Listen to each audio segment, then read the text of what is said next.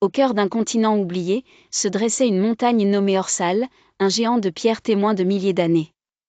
Ses flancs étaient sculptés par le vent et la pluie, et son sommet touchait presque les étoiles. À ses pieds coulait une rivière argentée appelée Silvar, née des neiges fondantes. Silvar n'était pas une rivière ordinaire, il portait les murmures des vallées et les rêves des nuages. Mais avec le temps, Orsal sentit son corps de pierre s'effriter lentement. Ce n'était pas une douleur physique, mais une lassitude profonde.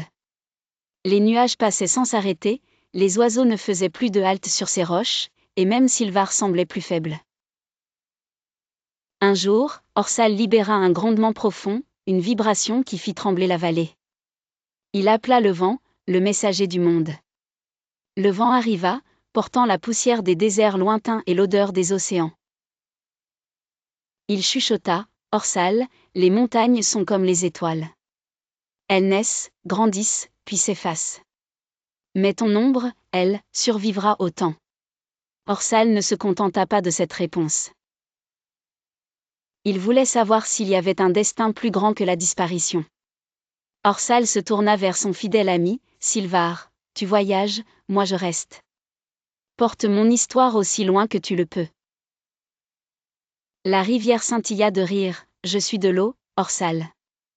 Je ne peux pas porter une montagne, mais je porterai tes mots. » Alors Silvar quitta la vallée. Il traversa des canyons et des plaines, jusqu'à atteindre une terre rouge et aride, appelée la plaine des sables brûlants. Là, il rencontra une tempête de sable furieuse. Il lui demanda, « Que deviennent les montagnes qui s'effritent ?» La tempête répondit en rugissant, « Je les recouvre, je les efface. Les montagnes qui résistent trop longtemps deviennent poussière. » Silvar frissonna, mais continua son chemin. Il arriva finalement à l'océan azur, où les vagues l'accueillirent doucement.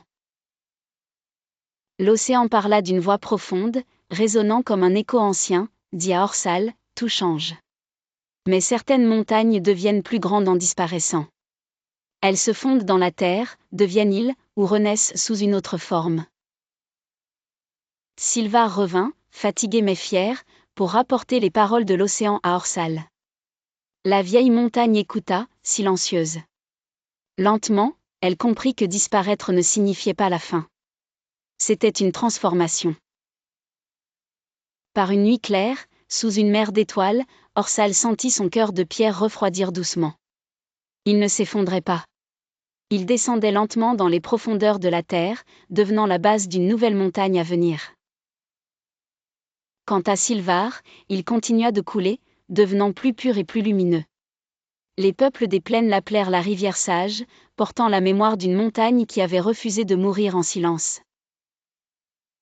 Épilogue, l'héritage d'Orsal. Quand le vent traverse la vallée d'Orsal, il murmure encore son histoire.